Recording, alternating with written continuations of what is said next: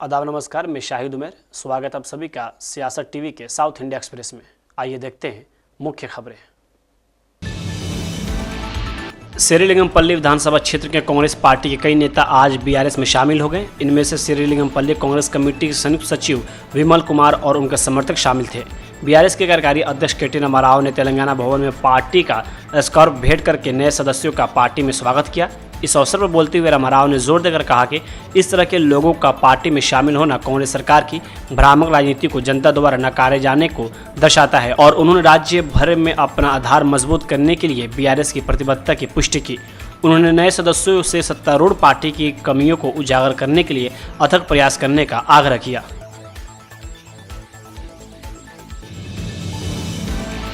कपास खरीद पर बीआरएस और कांग्रेस की टिप्पणियों पर तेलंगाना राज्य भाजपा अध्यक्ष रामचंद्र राव ने कहा कि भारतीय कपास निगम किसानों से हर फसल की उपज खरीदेगा, जो प्रधानमंत्री मोदी के हस्तक्षेप से संभव हुआ है। किसानों से अनुरोध है कि वे अपने स्टॉल बुक करने के लिए कपास किसान ऐप डाउनलोड करें। वहीं आगे उन्होंने ये भी कहा कि इस पहल से बिचौलियों को भी खत्म करने में मदद मिलेगी, जो पहले न्यूनतम समर्थन मूल्य से कम कीमत पर कपास खरीदते थे। सऊदी अरब बस दुर्घटना में मारे गए भारतीयों का अंतिम संस्कार मक्का मदीना के पास ही होगा। सऊदी अरब में इसकी तैयारी शुरू हो गई है। सऊदी की सरकार ही इन सभी मृतकों का अंतिम संस्कार करवाएगी। भारत से इसके लिए परिजनों को बुलाया गया है। तेलंगाना से 35 लोग इसके लिए सऊदी निकल भी गए हैं। गुरुवार को सभी शवों का इस्लामिक परंपरा के मुताबिक अंतिम संस्कार किया जाएगा। तेलंगाना सरकार के अनुरोध पर सऊदी अरब सरकार ने परिवार के सदस्यों की मौजूदगी में अंतिम संस्कार के लिए सहमति दी है। तेलंगाना की सरकार ने हर परिवार के 2-2 सदस्यों को सरकारी खर्चे पर भेजने का फैसला किया है। इसके लिए हज कमेटी को अधिकृत किया गया है। खुद तेलंगाना सरकार के अल्पसंख्यक कल्याण मंत्री मोहम्मद अजहरुद्दीन इस मामले की मॉनिटरिंग कर रहे हैं। अजहरुद्दीन इसके लिए 2 दिन पहले सऊदी पहुंच चुके हैं। हादसे के बाद सऊदी के अधिकारियों ने शवों की पहचान की प्रक्रिया शुरू कर दी है। कुछ शवों के बारे में जानकारी मिल चुकी है। उनका मृतक प्रमाण पत्र भी बनाया जा चुका है। वही कुछ शवों के बारे में अभी जानकारी नहीं मिल पाई है। दरअसल ज़्यादा जल जाने की वजह से उसकी पहचान होने में काफ़ी परेशानियां सामने आ रही हैं। ऑल इंडिया मजलिस इत्तेहादुल मुस्लिमीन के अध्यक्ष और हैदराबाद के सांसद असदुद्दीन ओवैसी ने दिल्ली ब्लास्ट के मुख्य आरोपी उमर नबी की एक पुराने वीडियो पर कड़ी प्रतिक्रिया दी है। वीडियो में उमर सुसाइड बॉम्बिंग को शहादत और गलत समझा गया अमल बता रहा है। ओवैसी ने आज सोशल मीडिया प्लेटफॉर्म एक्स पर लिखा कि इस्लाम में खुदकुशी सख्त हराम है और मासूम लोगों का खून बहाना सबसे बड़ा गुनाह है। सुसाइड बॉम्बिंग को शहादत कहना इस्लाम का अपमान है। यह किसी भी तरह गलत समझा गया नहीं है। यह पूरी तरह आतंकवाद है और देश के कानून के खिलाफ जघन्य अपराध है।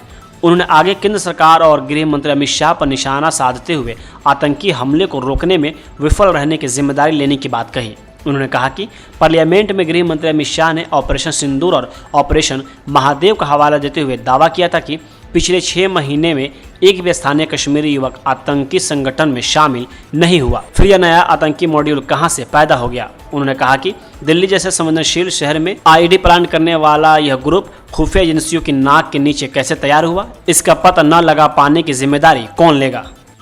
अब तो इंक्वायरी चल रही है ना, मैं कैसा कहूँगा, इंक्वायरी चल रही है। मगर ये पूरा ग्रुप था जिसमें 4 या 5 लोगों की 4 लोगों की गिरफ्तारी हुई है।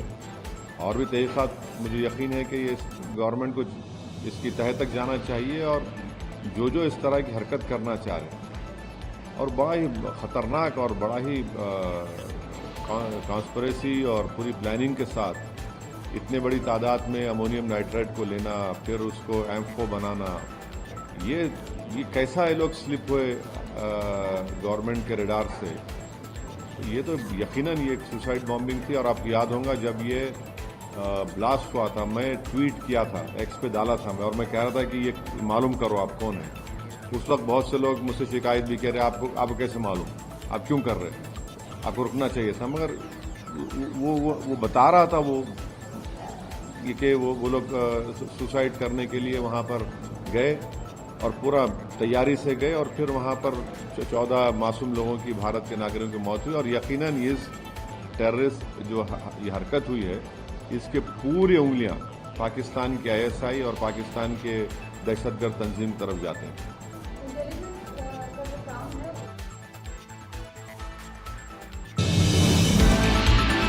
बीजेपी नेता बुरा नरसिंह गौड़ ने आज बांग्लादेश की पूर्व प्रधानमंत्री शेख हसीना को देश के अंतर्राष्ट्रीय अपराध न्यायाधिकरण द्वारा मानवता के खिलाफ अपराध के लिए हाल ही में दी गई मौत की सजा की आलोचना की और इसे पूरी तरह से अनुचित बताया।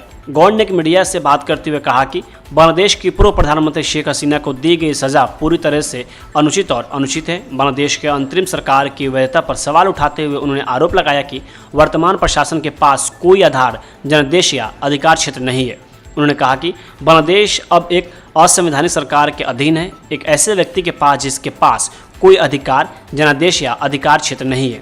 उन्होंने हसीना के नेतृत्व वाली सरकार को गिराने वाली हिंसा और विरोध प्रदर्शनों पर भी सवाल उठाया और दावा किया कि विदेशी एजेंसियां उन्हें वित्त पोषित किया था और जल्द ही बांग्लादेश के लोगों को अक्ल आ जाएगी। उन्होंने आगे ये भी कहा कि न्याय या अंतर्राष्ट्रीय कानूनों में इसकी कोई प्रासंगिकता नहीं है। बांग्लादेश में जो कुछ भी हुआ वह विदेशी एजेंसियों द्वारा उकसाया और वित्त पोषित था।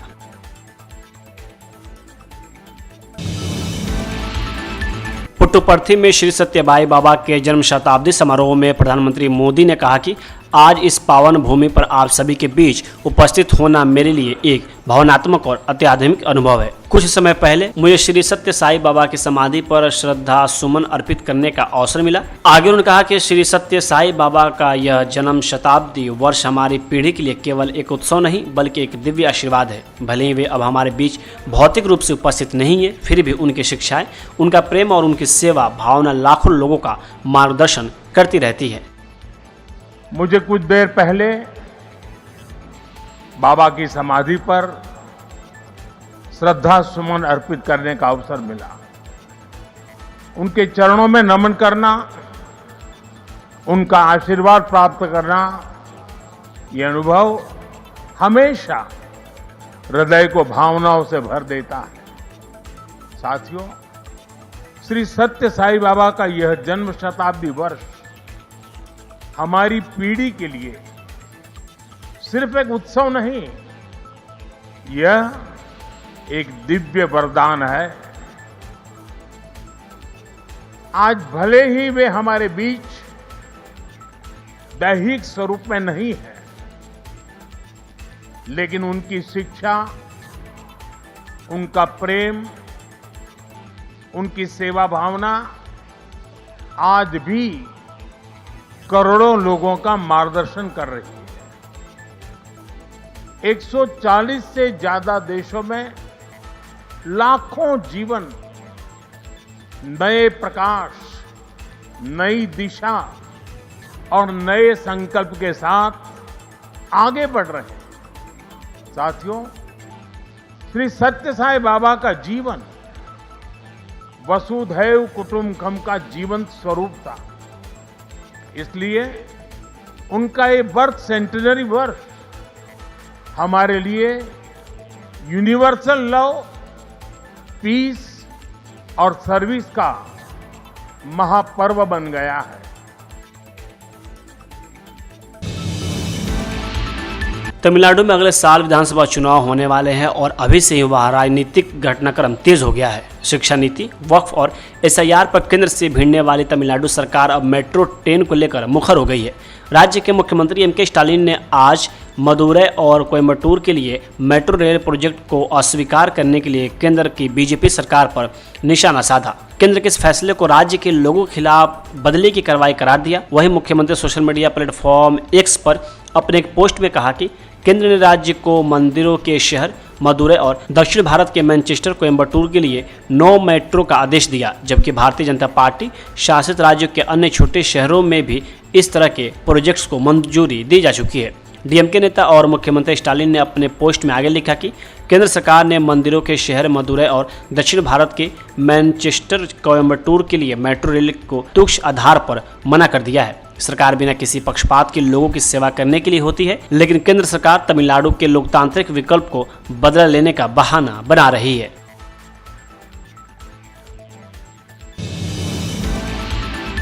साउथ इंडिया एक्सप्रेस यहीं होता है समाप्त। मुझे दे अब इजाजत। बाकी खबरों के लिए बने रहें सियासत टीवी के साथ।